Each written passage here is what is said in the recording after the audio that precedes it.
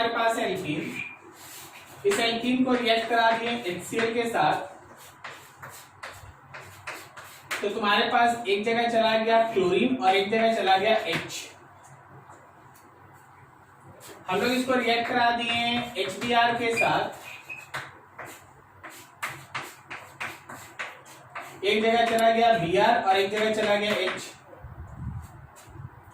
हम लोग इसको रिएक्ट करा दिए हैं H2O/H+ के साथ, तो एक जगह चला गया H और एक जगह चला गया OH। हम लोग इसको रिएक्ट करा दिए हैं कंसंट्रेटेड H2SO4 के साथ, तो कंसंट्रेटेड H2SO4 में H+ और HSO4- है।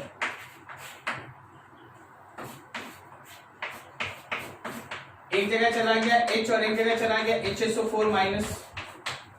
देखो जो H2OH+ लिखा है ना, वो कभी कभी तुमको लिखा रहेगा एक्वस H2SO4 भी। तो एक्वस H2SO4 है तो H+ और OH- है, ओके। और अगर कंसंट्रेटेड H2SO4 है तो H+ और HSO4- है। अगला देखो, नेक्स्ट थोड़ा इससे और आगे, अगर आप इसमें रिएक्ट करा देंगे इसको Br2 के साथ इन प्रेजेंस ऑफ CCl4, तो दोनों जगह Br चला जाएगा, ठीक है। अगर आप इसको रिएक्ट करा देंगे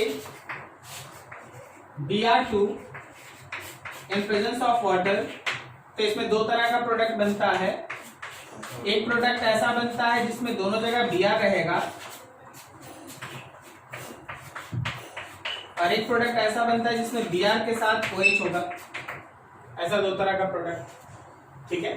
तो ऐसा बहुत सारा रिएक्शंस है जिसमें एडिशन का कॉन्सेप्ट चल रहा होता है, जिसमें हम आपको बता रहे हैं कि आप ये वाला डिस्कशन करते हैं, इसका डिस्कशन करते हैं, ये करते हैं, ये करते हैं, यहां तक ये कहलाता है कन्वेंशनल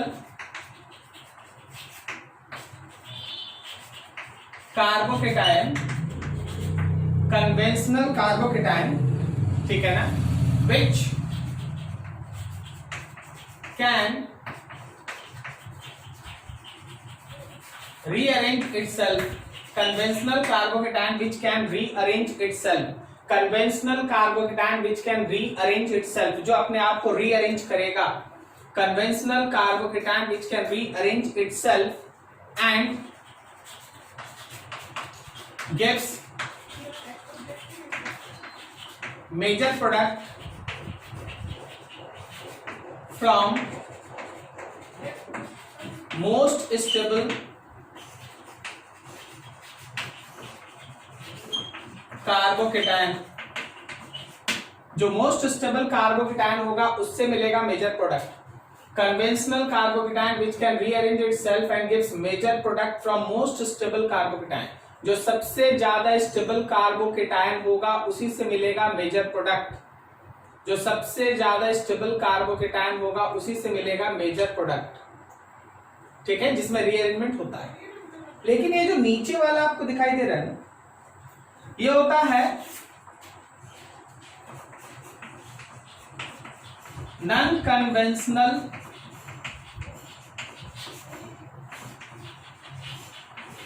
कार्बोकेटायन, ये होता है नॉन कन्वेंशनल कार्बोकेटायन। इसको हम लोग कहते हैं साइक्लिक कार्बोकेटायन बनता है, साइक्लिक कार्बोकेटायन बनता है, साइक्लिक कार्बोकेटायन हम अभी दिखा देंगे। Non conventional carbocation cyclic carbocation बनता है which can not rearrange itself, which can not rearrange itself, जो अपने आप को रीअरेंज नहीं कर सकता। तो लास्ट डे तो हम लोग इस सेक्शन को डिस्कस किए कि कैसे कार्बोकेटायन बनेगा, अगर लेस स्टेबल होगा तो अपने आप को मोर स्टेबल फॉर्म में चेंज करेगा and so on so on so on. आज थोड़ा सा डिस्कशन इसके बारे में कर लेते हैं।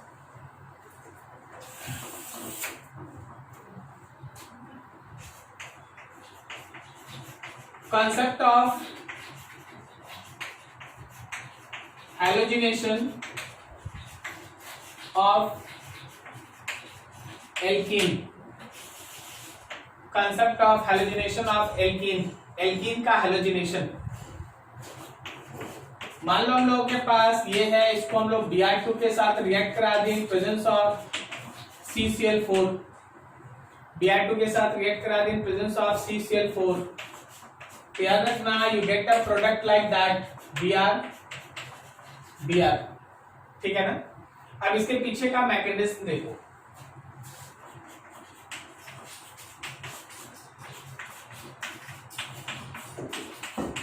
जब आप एल्कीन लेंगे और उसको Br के साथ रिएक्ट कराएंगे प्लस और माइनस ऐसा, तो होता क्या है कि जब ये पेयर ऑफ इलेक्ट्रॉन होता है ना, तो यहाँ पे ये पेयर ऑफ इलेक्ट्रॉन एक तरफ ट्रांसफर होने के बजाय ये ब्रोमीन आके यहाँ पर,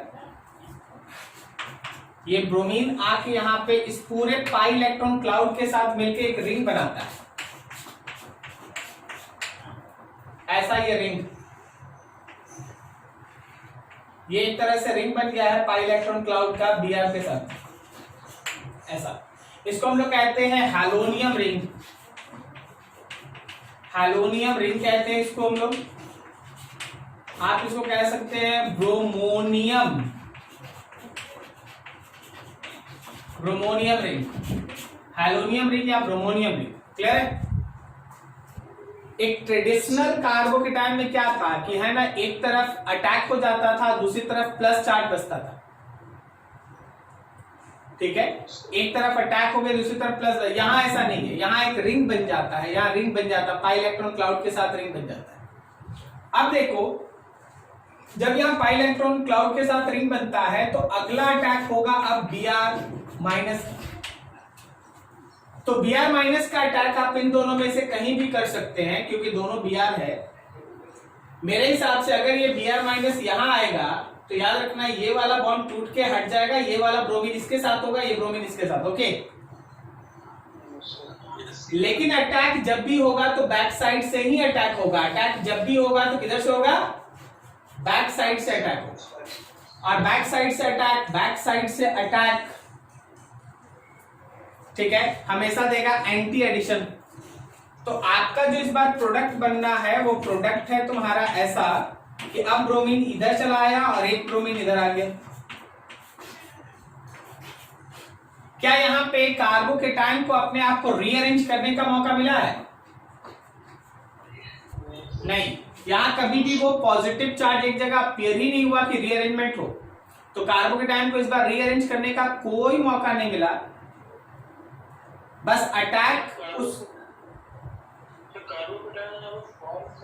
नहीं ना हुआ, वही तो हम बोल रहे थे, उसका नाम है हैलोनियम रिंग, इसी को कहते हैं नॉन कन्वेंशनल कार्बोकेटाइनिक साइट, कार्बोकेटाइन बना नहीं, ठीक है। अब यहाँ पे Br अटैक, तो ये जो बना उसमें हमेशा याद रखना फॉलो होगा एंटी एडिशन, इसमें एंटी एडिशन होगा और वो भी विदाउट रीअरेंजमेंट,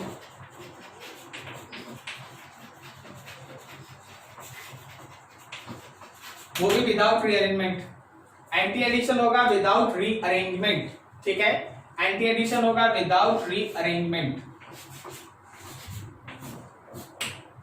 समझ में आया? ठीक, चलो नोट करो फटाफट आइए।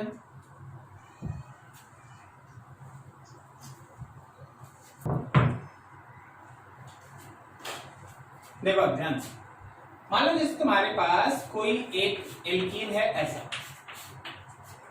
अब हम तुमसे बोले कि चलो भाई इसको रिएक्ट करा Br2 और CCl4 के साथ, और एक बार बोले कि चलो इसको रिएक्ट करा Br2 और वाटर के साथ। तो देखो जब तुम अकेले Br2 के साथ रिएक्ट कराएगा तो तुमको केवल एक ही प्रोडक्ट मिलेगा, उसमें ब्रोमीन इधर और ब्रोमीन इधर रहेगा, एंटी एडिशन होगा, ठीक है। लेकिन जब आप ब्रोमीन के साथ वाटर लीजिएगा तो एक प्रोडक्ट तो ब्रोमीन वाले के हिस्से से आएगा ही, एक Br इधर एक Br इधर। लेकिन समझना कि सेकंड स्टेप में जब Br माइनस का अटैक हो रहा था तो इसकी जगह पे वाटर का भी तो अटैक हो सकता है, OH माइनस। तो OH माइनस अगर आया तो यहां पे तुमको Br मिलेगा और यहाँ OH मिलेगा क्या? पहला स्टेप में तो ब्रोमीन ही बनेगा, ब्रोमीन ही रहेगा रिंग में। रिंग में कौन रहेगा? ब्रोमीन रहेगा, तो एक ब्रोमीन जरूर रहेगा। अब अगर सेकेंड स्टेप में ब्रोमीन का अटैक हुआ तो ये प्रोडक्ट, सेकेंड स्टेप में OH माइनस का अटैक हुआ तो ये प्रोडक्ट। अगला देखना, अगला और interesting, Br2 NaCl and water H2O, Br2 NaCl and water H2O, ठीक है। C बॉन्ड C, ये Br ये Br plus C bond C, ये Br ये OH, क्या और कोई बता सकता है क्या कि तीसरा पॉसिबिलिटी क्या है? Cl हो सकता है। बिल्कुल सही बोला, Cl हो सकता है। क्या तुमको समझ में आ रहा है? सर इसमें सर जहाँ पहले Br का इस्तेमाल अटैक हुआ है Na का नहीं हो सकता? नहीं, ठीक है ना।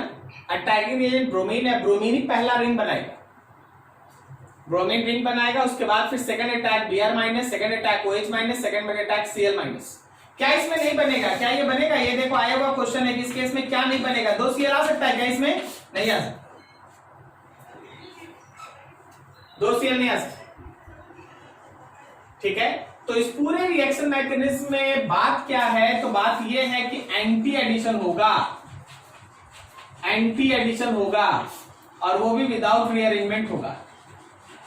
विदाउट रीअरेंजमेंट वाले को हम अभी और क्लियर कर देते हैं। अभी मान के चलिए विदाउट रीअरेंजमेंट एंटी एडिशन होगा, ठीक है, नोट कीजिए उसको।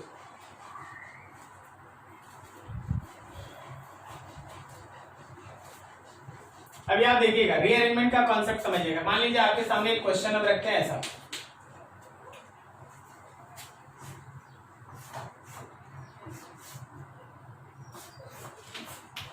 एक एल्कीन,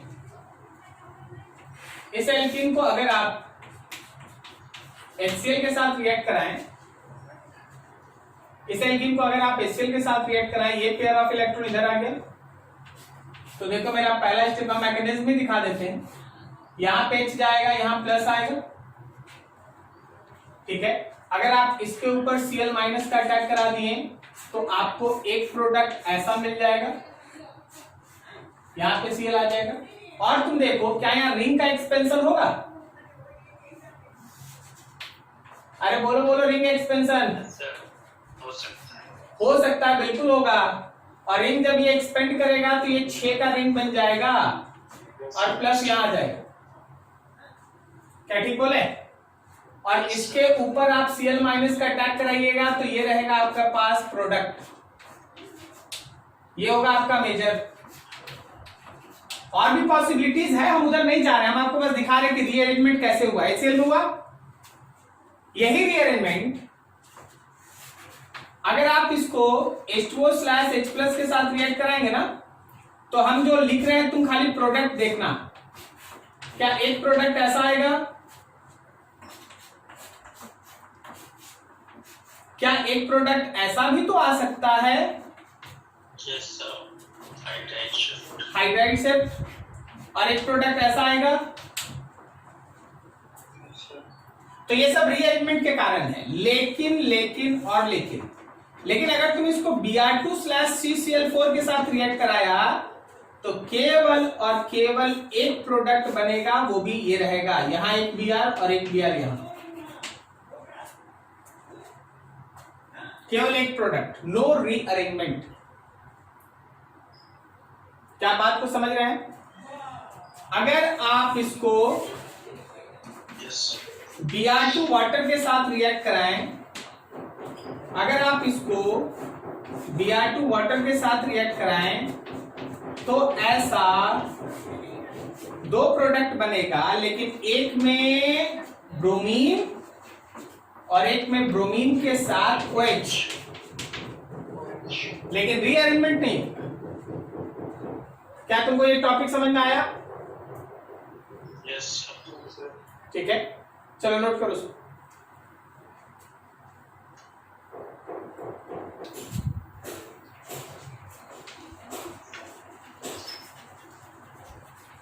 स्टीरियो केमिस्ट्री,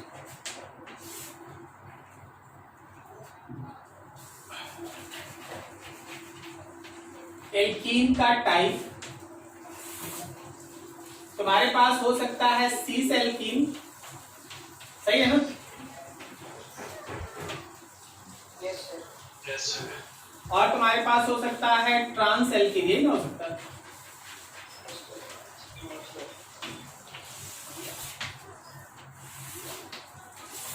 एडिशन भी दो तरह का हो सकता है, एक हो सकता है सीन एडिशन और एक हो सकता है एंटी एडिशन। यही दो तरह का एडिशन होता है। सीस एल्कीन पे अगर तुम सीन एडिशन करेगा तो याद रखना मेसो कंपाउंड बन जाएगा। सीस एल्कीन पे अगर सीन एडिशन हुआ तो मेसो बन जाएगा और एंटी एडिशन हुआ तो रेसिमिक मिक्सचर।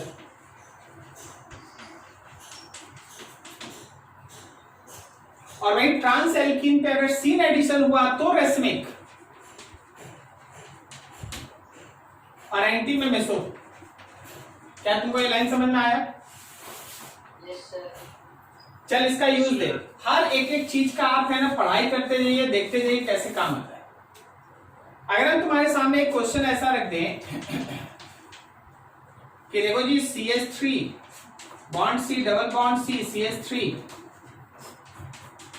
H और H है और आप इसको रिएक्ट करा दिए हैं HCl के साथ और आप इसको रिएक्ट करा दिए हैं Br2 के साथ।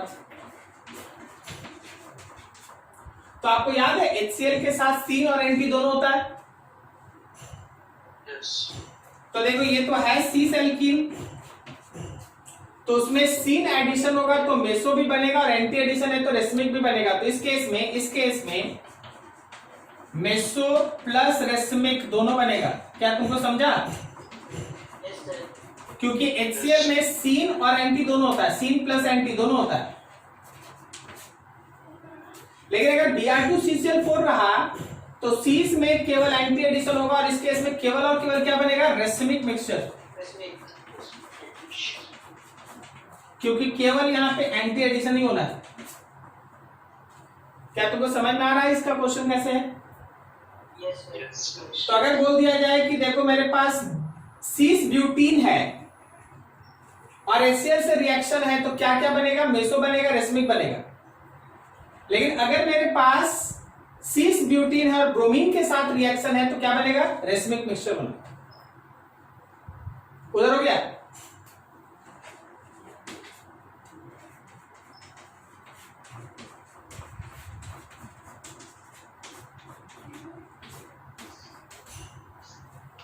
अब ये रहा, इसको रिएक्ट करा दिए HCl के साथ तो देखो ट्रांस में रेसिमिक और मेसो दोनों है ना, ये तो ट्रांस हो गया हम लोग का। और इस केस में सीन भी है एंटी भी है तो सीन की वजह से रेसिमिक और एंटी की वजह से मेसो। लेकिन इसी का रिएक्शन अगर हम लोग करा दे Br2 के साथ, केवल और केवल क्या? मेसो। ठीक है, क्या आपको समझ में आ रहा है? Yes sir. ठीक। अब देखिए जैसे अगला एक और अच्छा एग्जाम्पल, मान लीजिए आपके पास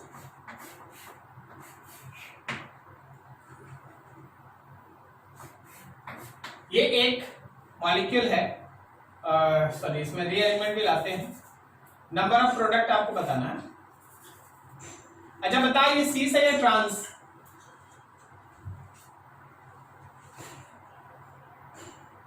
कुछ नहीं है। हाँ ये GI शो नहीं करेगा यार, GI शो नहीं करेगा। अगर GI शो नहीं करेगा तो इसको उठा के यहां मत लगाना। Yes sir. इसको तुम रिएक्ट कराया HCl से और इसको तुम रिएक्ट कराया Br2 के साथ CCl4। नंबर ऑफ प्रोडक्ट्स बताओ। तुम ऑलरेडी अभी कॉपी पे बनाया था नंबर ऑफ प्रोडक्ट्स और यहां भी नंबर ऑफ प्रोडक्ट्स।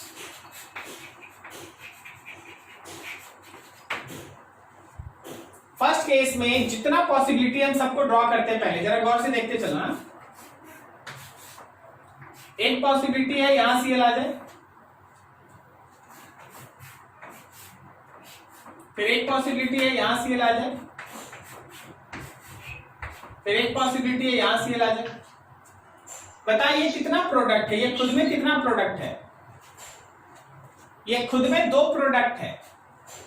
देख रहा है कायरल सेंटर, अरे बोलो यार। Yes sir. तो ये प्लस माइनस करके 2 प्रोडक्ट हुआ। Yes sir. क्या ये कायरल सेंटर है? Yes sir. नहीं है सर। No sir. ऊपर से और नीचे से आइडेंटिकल है, सेम है। तो ये एक प्रोडक्ट है, ये 2, ये एक। ये बता इसमें कायरल सेंटर है? नहीं है सर। अच्छा है सर, यस सर है। 2 गो है, 2 गो, 1 और 1 2। अरे 2 कायरल सेंटर है, यस सर। तो ये 4 प्रोडक्ट है। 4 2 6 और 1 7, कुल मिला के यहाँ पे 7 प्रोडक्ट्स है। क्या तुम्हें समझ में आया? Yes sir. Yes sir. Br2 में कोई रीअरेंजमेंट नहीं, ये Br और ये Br। बोलो how many products? Actually this is chiral centre, so 2 product, 2 product. ठीक है,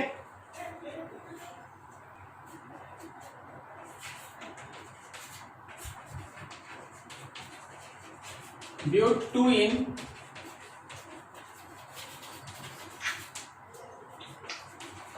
when react with HCl, find number of products। ब्यूट 2 इन को जब हम लोग HCl से रिएक्ट कराएंगे कितना नंबर ऑफ प्रोडक्ट बन सकता है, इंक्लूडिंग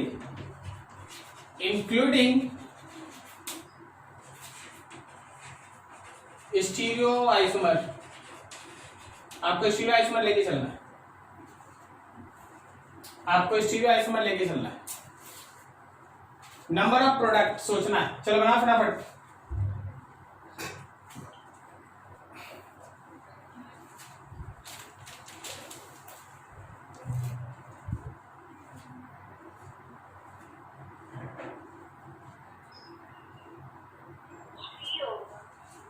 थ्री कैसे लाए? अच्छा वहां जब केवल लिख दिया ब्यूट 2 इन, तो सीस और ट्रांस तो दोनों सोचना होगा। Yes sir. ट्रांस और सी। और इस पे हम HCl कर दिए, मतलब सीन और एंटी दोनों एडिशन। Yes sir. तो सीन से मिला मेसो और एंटी से मिला रेसमिक, और रेसमिक का मतलब 2 गो, सही ना? अच्छा अगर हम इसकी जगह पे ट्रांस ले लें, 600। अरे रुक जा यार, इतना जल्दी जल्दी आंसर बदलता है ना। तो अब बनेगा रेसमिक 7। और बनेगा मेसो, क्या सही है? Yes sir. अरे भाई तो जो रेसमिक ये है वही तो ये भी है, और जो मेसो ये है वही ये है, तो 3 ही ना आंसर रहेगा, 3 ही ना आंसर है, 3 प्रोडक्ट। अरे नहीं समझा? Yes sir. क्या समझ में आया सबको? Yes sir. 3 ही आंसर, चाहे आप सीस ले ले या ट्रांस ले ले, मेसो और रेसमिक ही बनेगा, मेसो और रेसमिक ही बनेगा। तो रेसमिक मतलब 2 और मेसो मतलब 1। ओवरऑल मिक्सचर ऑप्टिकली एक्टिव होगा inactive? Overall mixture optically inactive होगा, ऑप्टिकली इनएक्टिव होगा। कारण मेसो अपने आप में इनएक्टिव होता है, रेसमिक भी इनएक्टिव होता है, तो ओवरऑल कैसा रहेगा? इनएक्टिव। क्या ये लॉजिक समझ में आ रहा है? Yes sir. ठीक। अच्छा इसी क्वेश्चन में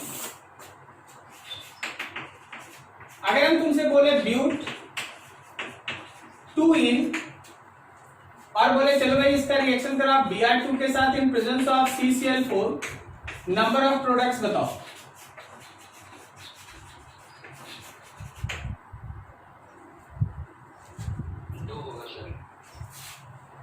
दो होगा,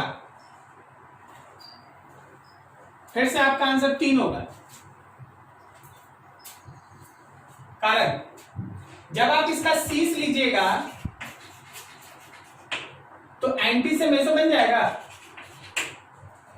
और जब आप इसका ट्रांस लीजिएगा तो एंटी से रेसमिक बन जाएगा। तो रेसमिक मतलब 2 और मेसो मतलब 1, फिर से 3 प्रोडक्ट। Can you imagine? देख रहा है क्या घूम घूम के सेम आंसर आते जा रहा है। सोच थोड़ा, सोच के आंसर, सोच के आंसर, ठीक है? नोट करो इसको।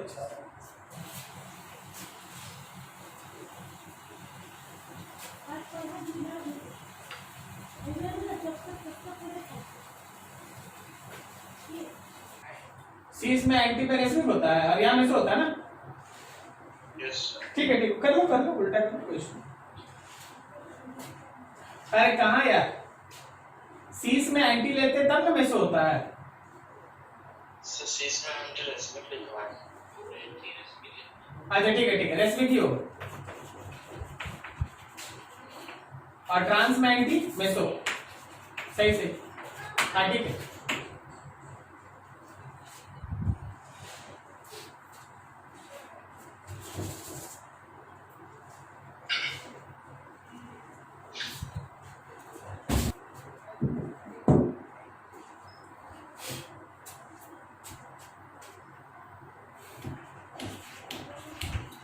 एक रिएक्शन है oxymercuration, demercuration.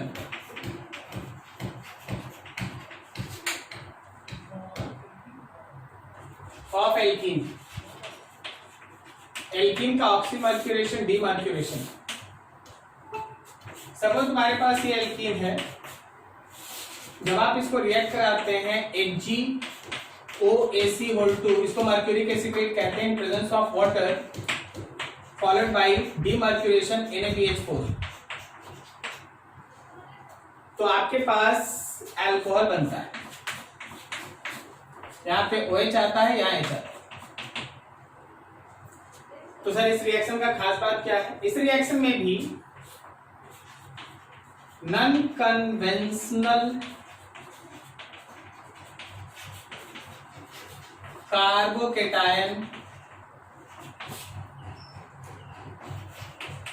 will form, so no rearrangement, कोई रीअरेंजमेंट नहीं होगा, ठीक है, एंड एंटी एडिशन, कोई रीअरेंजमेंट नहीं होगा, एंटी एडिशन होगा। और भी हम इसमें तुमको लिख देते हैं 2-3 इंपॉर्टेंट चीज, बहुत काम का है ये जो OH दिख रहा है ना, ये सॉल्वेंट से आता है। सॉल्वेंट मतलब कौन? तो ये है सॉल्वेंट। और ये जो H दिख रहा है ना, वो NaBH4 से आता है, NaBH4 से। तो आपको 3-4 चीज याद रखना है। एक, ये नॉन कन्वेंशनल कार्बोकेटायन है, will form, so no rearrangement, rearrangement नहीं होगा, और anti addition follow, anti addition, ठीक है। अब जरा देखना इसमें थोड़ा एग्जांपल्स देखो। अभी हम एक छोटा सा एग्जांपल आपके सामने रखते हैं।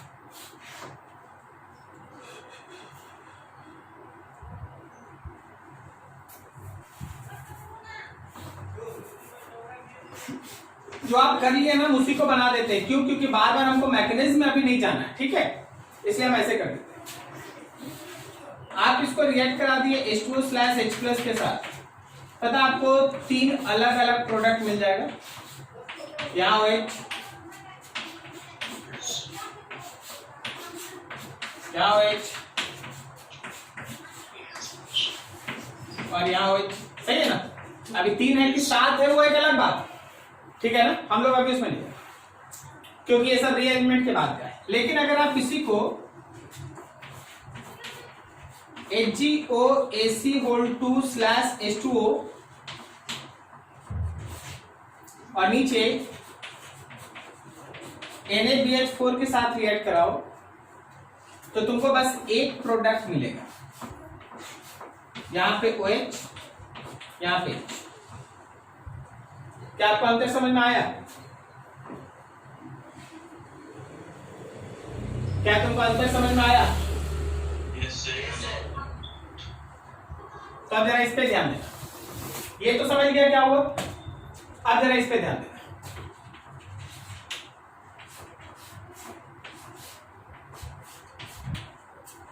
अगर हम इसको रिएक्ट करा दें HgOAc2/H2O NaBH4 के साथ, और हम इसको रिएक्ट करा दें HgOAc2/D2O और NaBH4 के साथ, और हम इसको रिएक्ट करा दें HgOAc2H2O और NaBD4, और हम इसको रिएक्ट करा दें HgOAc2D2O और NaBD4। क्या तुमको सब क्वेश्चन में अंदर समझ में आ रहा है? इसको हम लोग कहते हैं आइसोट्रोपिक इफेक्ट। सब में देखो आइसोटोप बदल दिया गया है, हाइड्रोजन को ड्यूटेरियम से, हाइड्रोजन को ड्यूटेरियम से हटाए हैं, आइसोटोपिक इफेक्ट, ताकि स्टूडेंट को क्लियर कॉन्सेप्ट रहे कि कौन सा अटैकिंग रिएजेंट का कौन सा पार्ट कहां जाता है।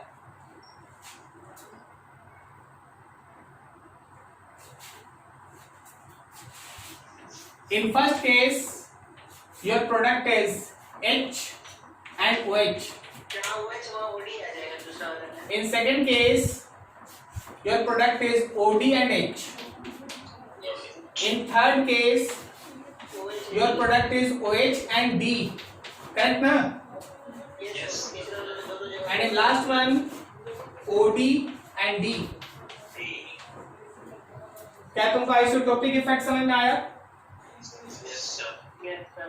इसलिए आपको मैकेनिज्म में इन सब पे भी एकदम खासा ध्यान रखना है, क्योंकि देख भाई ऑप्शन बदलेगा ना, एक से एक है। ऑर्गेनिक का मतलब यही है, reactions.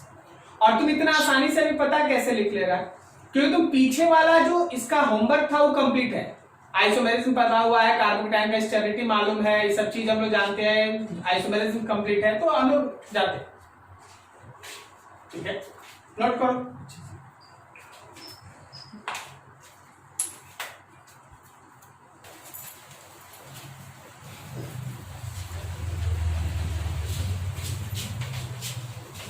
Formation of diols from alkene।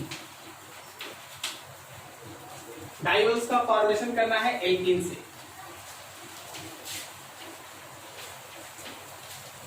आज हम इस एल्कीन को रिएक्ट कराएंगे ना कोल्ड KMnO4 के साथ। कोल्ड KMnO4, याद रखना कि डाइओल बनता है और ये सीन एडिशन को फॉलो करता है। डाइओल बनता है, सीन एडिशन फॉलो करता है। इसी में अगर आप OSO4 ले लेंगे फॉलोड बाय NaHSO3, तो फिर से डाइओल बन जाएगा और आप सीन एडिशन को फॉलो कीजिए। लेकिन उसकी जगह पे अगर आप आज ही ना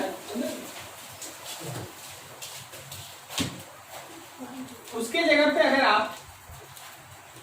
अगर हम लोग यहाँ पे ले लें HCO3H, इसको कहते हैं हम लोग हाइड्रोपर ऑक्सी एसिड। देख यहाँ C डबल बॉन्ड O है, यहाँ O है, यहाँ O है, ये यहाँ जो ये दिख रहा है ना, ये पेरोक्साइड लिंकेज।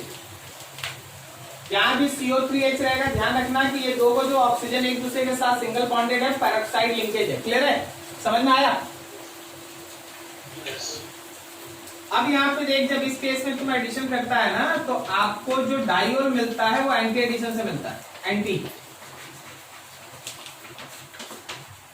तो अब क्या करना है, अब हमको याद रखना है कि अगर एल्कीन को कोल्ड केमेनोफोर से रिएक्ट कराएंगे तो डाइओल जो बनेगा वो सीन एडिशन से बनता है। इसमें भी सीन और इसमें एंटी है। फायदा क्या है तो जरा देखो और समझो फायदा इसका।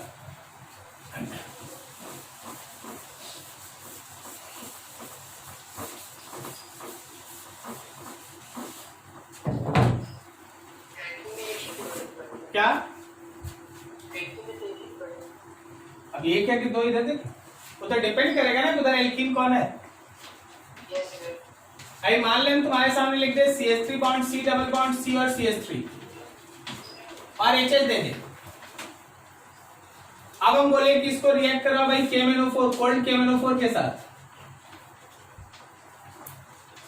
तुमको तो पता है कि इसमें सीन एडिशन होता है, और अब दे कौन दिए हैं, सीस दे दिए, तो सीस में सीन करेंगे तो क्या मिलेगा,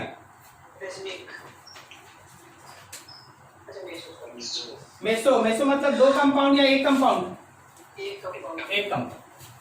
वहीं अगर हम लोग इसको रिएक्ट करा दें HCO3H के साथ, तुमको पता है एंटी मिलेगा, एंटी करना है। और सीस पे एंटी मतलब रेसमिक मतलब दो ना, तो दैट ऑल डिपेंड्स ना कि कौन सा एल्कीन है और सीन है या एंटी हो। तो खाली एक हम तुमसे बोलेंगे सीन एडिशन में कितना प्रोडक्ट बनेगा, सीन एडिशन में कितना प्रोडक्ट बनेगा, तो तुम बता देगा कितना बनेगा?